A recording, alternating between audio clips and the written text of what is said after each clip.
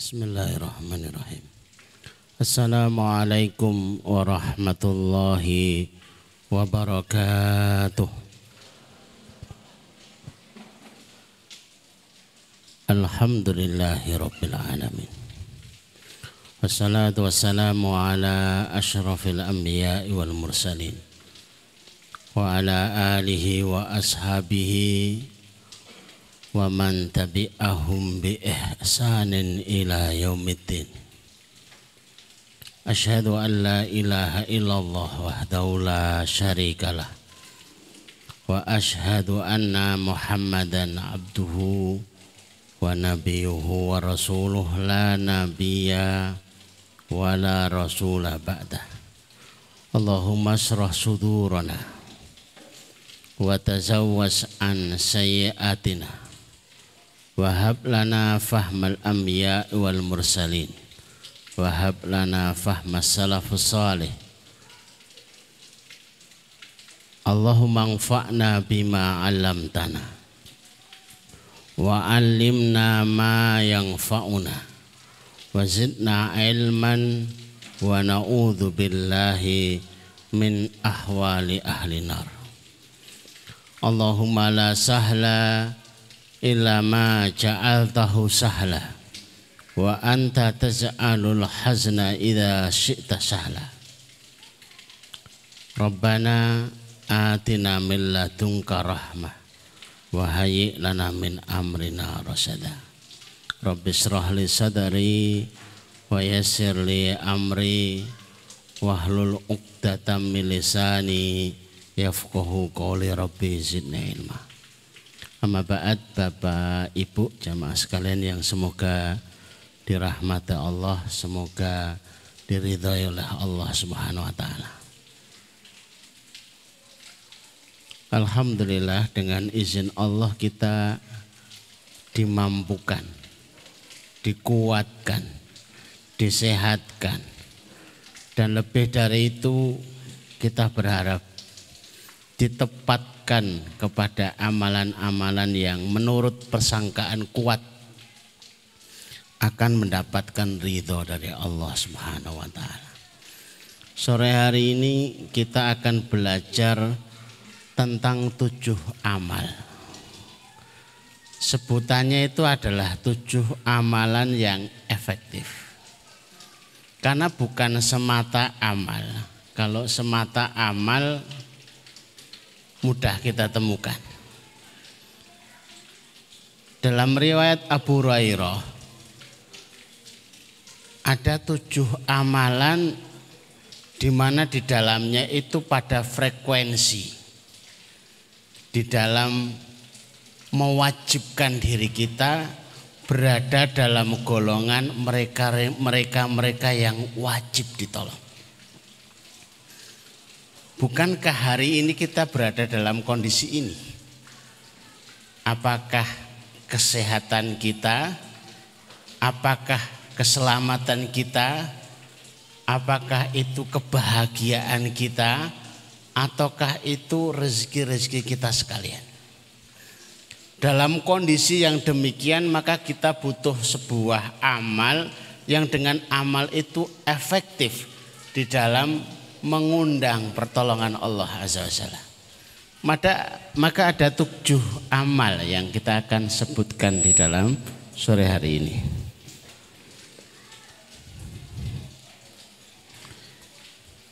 Yang pertama, kalau bahasa Arabnya itu manafasa, kurbatan min kurabid dunya. Manafasa an mu'minin kurbatan min kurabid dunya. Prioritasnya adalah seorang mukmin. Siapa yang menghandle, siapa yang menanggung. Tapi seringnya kami membahasakan manafasa itu dengan siapa yang nyambung nafas. Dengan itu kehidupan itu berlangsung. Hanya memakai bahasa aslinya bahasa Arab, nafasa. Agak sulit untuk dimaknai, kok nafasa. Tapi ternyata ketika itu dimaknai siapa yang menyambung nafas. Kelasnya itu berjuang habis-habisan agar tetap bernafas karena mencari tabung oksigen. Kelasnya itu berjuang habis-habisan karena membantu melunaskan hutang. Karena hutangnya itu mulai membelenggu, bahkan mencekik kehidupannya. Kelasnya itu menanggung nafkah. Karena hari-harinya mulai sulit ya. Mencari nafkah sulit sehingga nyaris tidak ada yang bisa untuk dinikmati, menyambung yang dimakan hariannya, yang itu sesungguhnya adalah menyambung nafasnya dia sendiri. Maka ini disebut nomor 1, manafasa kurbatan, manafasa an mukminin, siapa yang menghandle, siapa yang pasang badan kepada mereka yang mukmin. Kurbatan, kesulitan dari kesulitan dunia dan akhiratnya. Enggak bisa sholat karena enggak ada kendaraan. Dia kemudian memberikan kendaraan. Enggak bisa sholat karena enggak ada yang nuntun. Dia tuntun sehingga sampai di masjid. Saya teringat tentang Abdullah bin Umi Maktum. Jadi pertama ke masjid tidak ada yang nuntun, kemudian tersandung batu. Ternyata besok ada yang nuntun, besok lagi ada yang nuntun.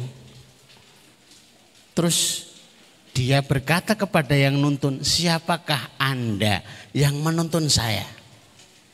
Saya akan mendoakan. Saya tidak butuh doa. Bersikukuh Abdullah bin Umi Maktum, kalau kamu tidak memberitahukan siapa kamu dan saya bisa mendoakan, tidak usah nuntun lagi. Karena ada ancaman yang menuntunnya akhirnya menyampaikan, aku iblis. Jadi Bapak Ibu hati-hati kalau ternyata ada kalanya yang menolong itu adalah manuver. Ini jangan-jangan nggak nyentuh tanah, jangan-jangan itu malaikat. Parahnya lagi jangan-jangan itu adalah setan. Parahnya lagi mbae setan. Nulung dibacakan ayat kursi hilang. Ternyata iblis. Lah kenapa kamu harus menolong saya? Waktu kamu tersandung batu berangkat ke masjid, separuh dosamu itu diampuni Allah. Waktu kamu tersandung batu berangkat ke masjid, karena Abdullah bin Umi Maktum itu buta, separuh dosamu itu sudah diampuni Allah. Aku tidak ingin separuhnya lagi diampuni Allah lagi, maka tak tuntun. Iblis itu sampai sedemikian getol. Yang nyata-nyata mau diampuni itu dibantu biar tidak diampuni. Nah, ini kayaknya nulung tapi mentung gitu loh. Orang yang menolong saudaranya mukmin, menyambung nafasnya seakan.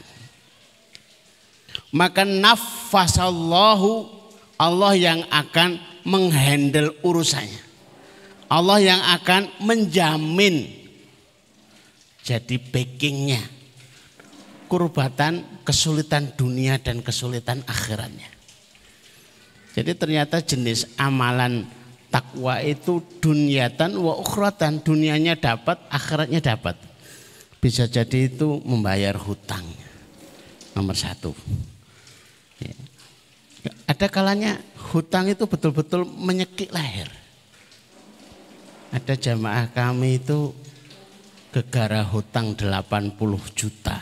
Bagi sebagian orang itu besar, tapi bagi sebagian orang itu enggak besar. Tapi gara-gara 80 juta itu berakhir dengan gantung diri. Sedihnya kita dengar itu. Ya Allah, kenapa enggak ditulungi? Kenapa enggak dibantu? Kita kan bisa patungan sehingga bisa membayarkan hutangnya. Atau bisa jadi menanggung nafkahnya. Gara-gara mencari nafkah, kemudian kesulitan yang ada, akhirnya tidak ada yang dimakan, akhirnya kelaparan, bahkan bisa menjadi meninggal dunia. Menyelesaikan urusannya. Ternyata urusannya itu serba sulit, mencarikan jodoh anaknya, atau urusannya hanya sekedar mengkhitankan putranya, tapi itu sebuah urusan.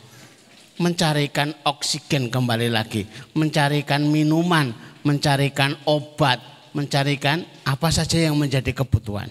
Yang keempat, menyelesaikan tanggungan.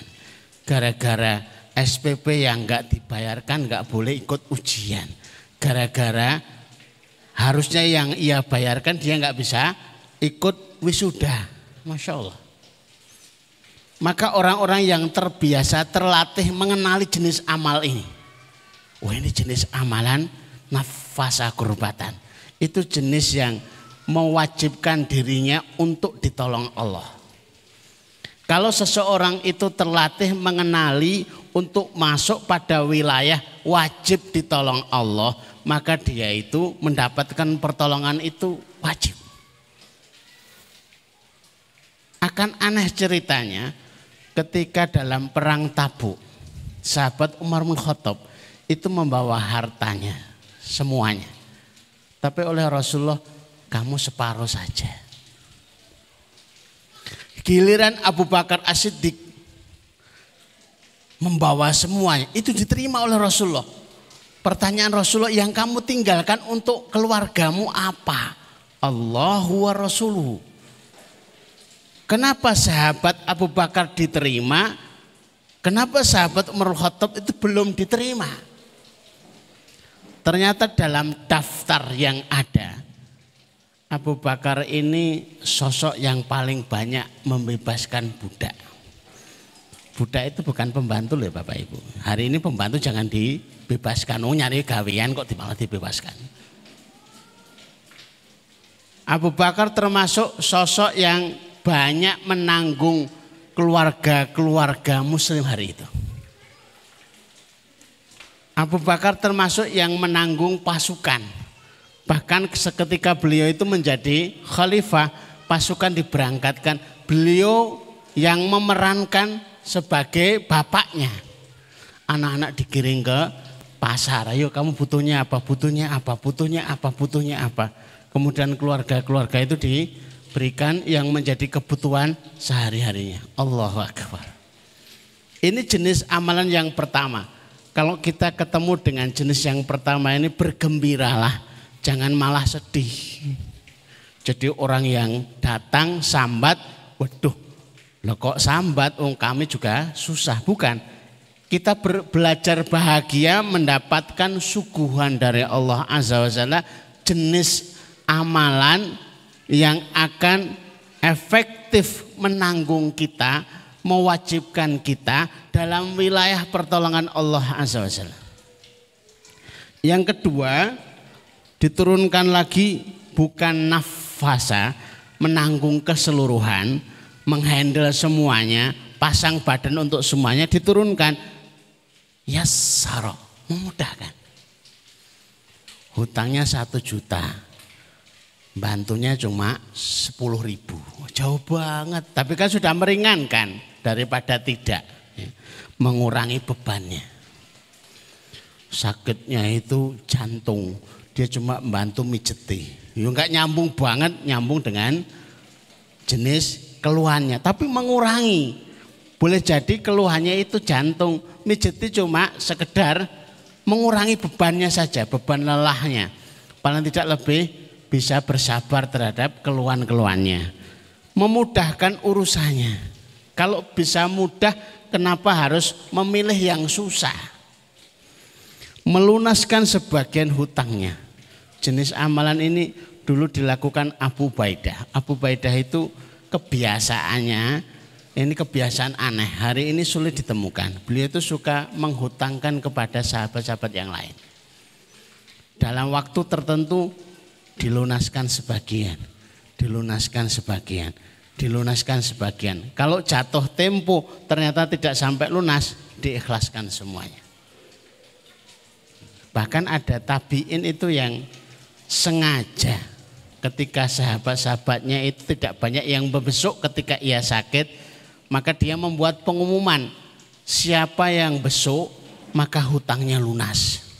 Rumahnya penuh dengan pembesuk sampai kusennya itu jebol pintunya itu. Ini kan aneh. Ada nggak pengumuman begitu, kan aneh itu. Ketika ditanya, wahai Abu Ubaidah, kenapa seperti ini jenis amalanmu? Aku pengen kelak di yaumul akhir ketika tuntutan saya itu terlalu banyak, kemudian Allah melunaskan. Sebagaimana saya melunaskan hutang sahabat-sahabat saya. Ketika harus dituntut dengan sesuatu yang besar, kami tidak berkemampuan, kemudian Allah memaafkan. Sebagaimana mereka-mereka itu saya maafkan. Ini jenis amalan langka. Ada satu saja, itu yang rubut banyak itu. Antri itu. Hutang-hutang itu aja. Jadi menjadi langganan hutang banyak itu ya. Kemudian memudahkan kesulitannya. Yang kelihatan benang ruwet itu diurai ternyata kok mudah. Begini loh, begini loh, begini loh. Ditunjukkan cara-cara, boleh jadi dengan hartanya, boleh jadi dengan caranya, boleh jadi dengan ilmunya. Dia kemudian mendapati kehidupan itu menjadi lebih mudah. Bapak Ibu yang dirahmati Allah, yang ketiga, yang satu frekuensi. Kayaknya biasa, tapi itu termasuk frekuensi. Menutup aibnya. Siapa yang menjamin aib-aib kita itu tidak akan terurai? Maka biasakan untuk berusaha menutup aib. Merahasiakannya kalau itu aibnya. Tahu kekurangannya jangan dibicarakan. Tidak menyebarkannya. Sangat mungkin hari ini dengan jemari itu bisa menyebarkan aib-aib yang lain. Tapi dia memilih tidak menyebarkan. Memilih tidak nge-share.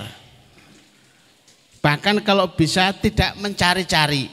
Dan menutup yang keempatnya dengan berhusnudzon. Saya enggak nyangka. Kayaknya Ustadz ternyata begini. Enggak, itu setahu antum saja. Bahkan ada yang sampai apa itu? Aibnya itu Rasulullah itu kan tidurnya miring kanan, itu kan waktu tidurnya. Nah setelah itu gayanya seperti apa kita kan nggak tahu, sudah lah. Kalau sudah awalnya begitu ya nantinya juga baik, insya Allah dimaafkan semuanya. Menjaga dirinya untuk tidak membicarakan aib, menahan dirinya, lisannya, menahan perbuatannya untuk tidak nge-share. Bahkan untuk tidak meneruskan cerita itu ke sana kemari, kayaknya cerita itu asik gitu, apalagi ngerumpi. Itu kok asik gitu loh, dinikmati. Itu senilai dengan menolong saudaranya mukmin. Senilai dengan meringankan bebannya. Maka itu jenis yang ketiga. Kemudian yang keempat, karena waktu kita sempit ya, hanya sekitar setengah jam. Kok aneh tiba-tiba kok ngelompat gitu ya. Jenis amalan ini lompat. Man salaka tariqan yaltamisu fihi ilman sahhalallahu lahu bihi tariqan ilal jannah. Awalnya saya belum melihat videonya, tapi Syekh Al-Burhani yang pernah kami ceritakan itu betul-betul takjub. Kejadiannya di Suriah, ketemu dengan khufar, penggali kubur. Begitu jenazah itu dimasukkan ke dalam liang lahat, tiba-tiba ada dua sosok yang membawanya naik kuda. Enggak jadi bisa dimakamkan, dibawa pergi. Area pemakaman itu berubah menjadi taman. Betul-betul seperti raudhatun min riyadil jannah, taman dari taman surga. Sampai ketika ada seorang ibu yang menziarainya, ditanya, itu siapa? Itu kuburan anak saya. Lah yang sebelah sana yang ibu ikut-ikutan menziarahi, itu kuburannya siapa? Berjarak sebulanan setelahnya. Itu juga kuburan anak saya. Apa profesinya? Anak saya itu thalibul ilmi, tukang buru ilmu. Nah yang situ kakaknya itu tukang nyari kayu, tapi hasil dari nyari kayunya untuk membiayai adiknya. Seketika saat itu juga ia resign, berhenti untuk gali kubur. Kemudian masuk masjid, yang dia pelajari selanjutnya adalah al-jurumiyah. Bukankah itu seketika ilmu ini dengan kaitannya kehidupan jauh, nahwu, shorof. Lalu yang dikaji itu tafsir, fikih atau akidah kayaknya. Tapi ternyata semua tema yang berkaitan dengan ilmu itu akan kena kaidahnya. Salah katorikon yaltamisu fihi ilman, siapa yang berada dalam rute, siapa yang arahnya itu sudah benar ke arah thalabul ilmi. Apapun jenis ilmunya, apakah itu faraid, apakah itu fikih, apakah itu akidah, apakah itu tafsir. Yang sudah rutenya itu kalau seseorang yang pengennya menuju Temanggung kemudian bisnya jurusan Surabaya, ini rutenya enggak pas. Tapi kalau jurusannya pas, di tempat yang biasa thalabul ilmi, di tempat yang menurut persangkaan dia adalah tempat untuk memahami agama Allah, sahalallah, Allah akan mudahkan. Sekaligus ini hiburan bagi bapak ibu yang thalabul ilmi, yang harus ikut voucher, ikut jariah, ikut di rumahnya ada kotak-kotak yang terus diisi. Kadang-kadang mengkhawatirkan, terus nanti nasibnya bagaimana. Ini ada sebagian yang dibocorkan Allah lewat cerita orang-orang soleh. Mereka ditampakkan thalibul ilmi itu nasibnya kayak begitu. Menanggung thalibul ilmi ya seperti itu pula. Huma fi ajri sawa. Pada zaman Rasulullah kana akhwani 'inda Rasulullah, ada dua saudara pada zaman Rasulullah, yang satu ikut Rasulullah, yang satu kerja. Yang kerja ini protes sama Rasulullah, ya Rasulullah, kalau adik saya itu thalibul ilmi itu jelas, nah, saya yang nyarikan nafkah untuknya, itu nasibnya bagaimana? Justru Rasulullah itu jawabnya, la'ala turzaku bihi. Boleh jadi kamu itu dapat rezeki karena menanggung nafkah saudaramu itu. Ngertinya yang bekerja itu berjasa, ternyata yang berjasa adalah yang thalibul ilmi. Gara-gara menanggung nafkahnya kemudian ikut-ikutan keberkahan itu mengikuti apa yang dikerjakannya. Maka Bapak Ibu, bukan cerita, sekedar cerita ketika ditawarkan ini ada voucher, ini ada kotak, ini ada wakaf, ini ada ini. Sebenarnya itu bukan untuk memperbaiki yang kita bantu, tapi memperbaiki diri kita sendiri. La'ala turzakubi, boleh jadi rezeki kita itu jadi melintu itu ya gara-gara itu, karena menanggung.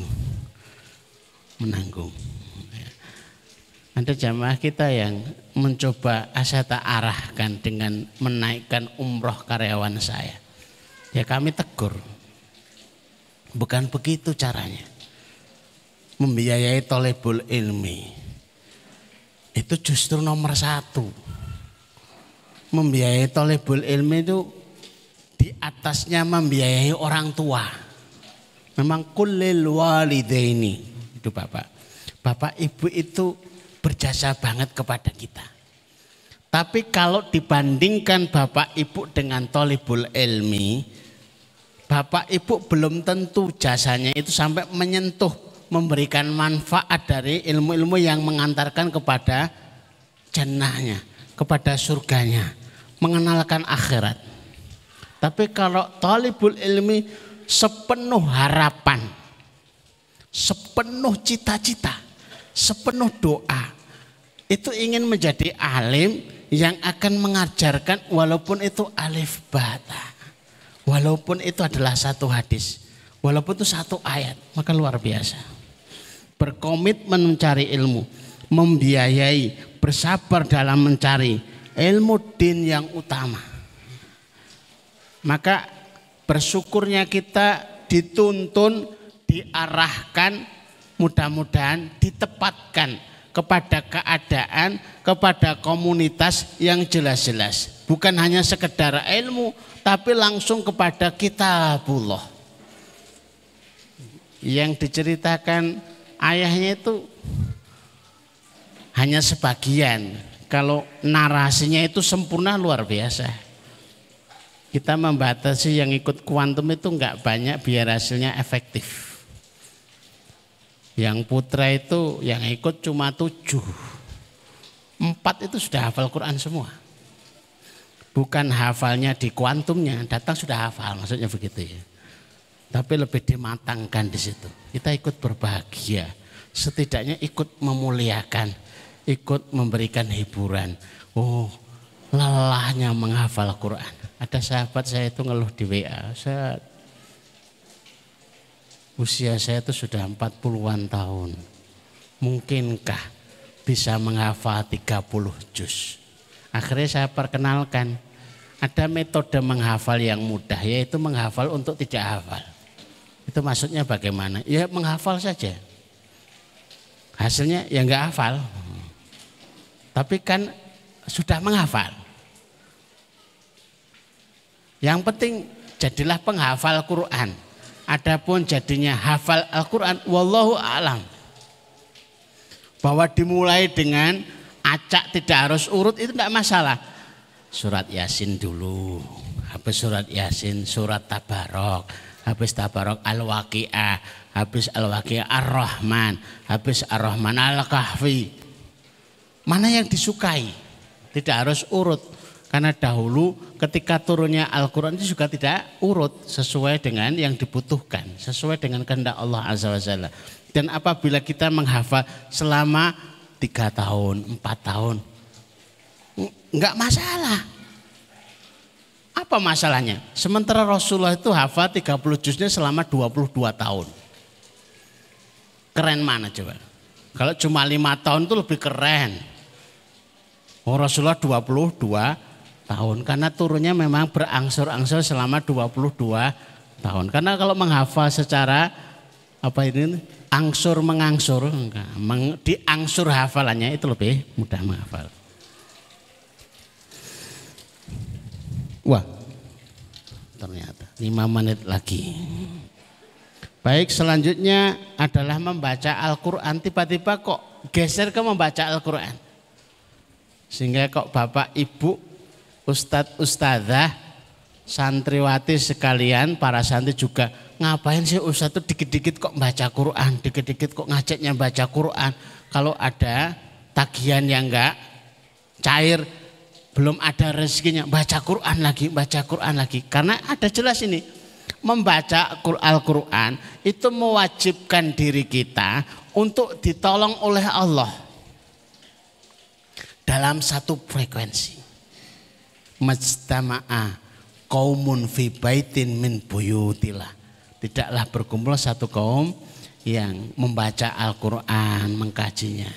Malaikat datang, diselimuti rahmah, dimesake Allah.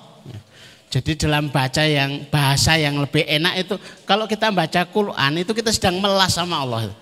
Kita itu sedang ngemis. Bahasanya begitu. Bersama kaum di rumah Allah menjadi rutinitas sambil mengkaji. Dikaji 1 ayat, 2 ayat dan lain sebagainya. Selanjutnya adalah cepat merespon kebaikan. Ketika beberapa nabi disebutkan, Nabi Musa, Nabi Ibrahim, Nabi Yunus dan lain sebagainya. Maka diceritakan kenapa para nabi itu doanya kok cepat direspon. Innahum kanu. Baru disebutkan. Para nabi itu punya kebiasaan kanu yusari'una fil khairat, merespon cepat. Jadi kalau dengar adzan ya respon. Dengar ajakan responnya cepat. Jadi fast respon ya. Cepat meresponnya. Berkomitmen mencari ilmu, sikap menyambut kebaikan, senang terhadap kebaikan, bersama ahli kebaikan, itu sudah bawaannya itu senang, itu satu frekuensi. Kemudian selanjutnya itu ditutup dengan koridor, dengan apa ini, bingkai yang lebih luas. Wallahu fi aunil abdi madamal abdu aunan li akhih. Allah pasti menolong hamba. Silakan lihat di dalam penjelasan.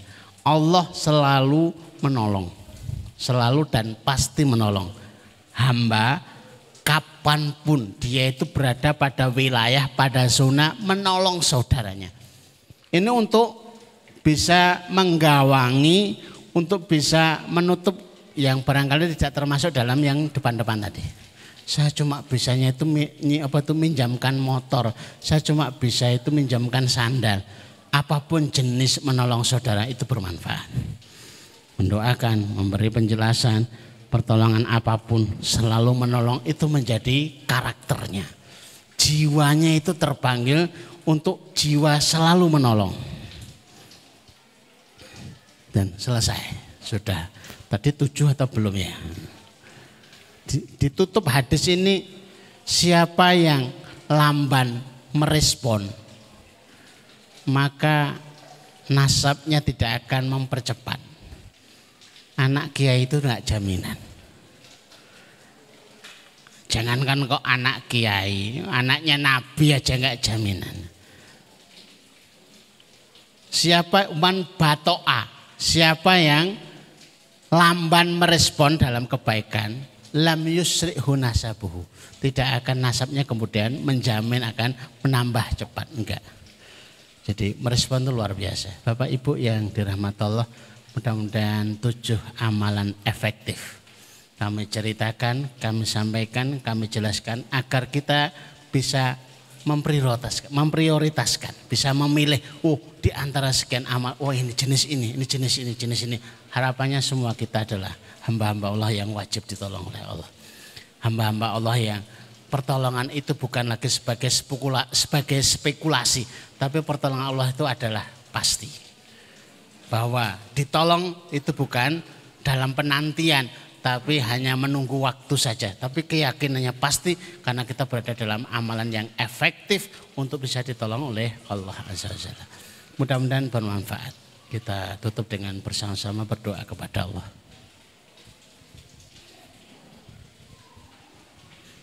Bismillahirrahmanirrahim. Allahumma salli ala Muhammad wa ala ali Muhammad kama sallaita ala Ibrahim wa ala ali Ibrahim innaka Hamidum Majid. Allahumma barik ala Muhammad wa ala ali Muhammad kama barakta ala Ibrahim wa ala ali Ibrahim innaka Hamidum Majid. Walhamdulillahi rabbil alamin. Hamdan syakirin, hamdan na'imin, hamdan ni'amu yukafi mazidah ya Rabbana lakal hamdu kama yanbaghi li jalali wajhika wa adhimi sultanik. La ilaha illa anta subhanaka inni kuntu minadh dhalimin. La ilaha illa anta subhanaka inni kuntu minadh dhalimin. La ilaha illa anta subhanaka inni kuntu minadh dhalimin. Allahumma ya Rahman ya Rahim ya Hayyu ya Qayyum ya dzal jalali wal ikram. Allahumma ya Rahman ya Rahim ya Hayyu ya Qayyum ya dzal jalali wal ikram. Allahumma ya Rahman ya Rahim ya Hayyu ya Qayyum ya dzal jalali wal ikram.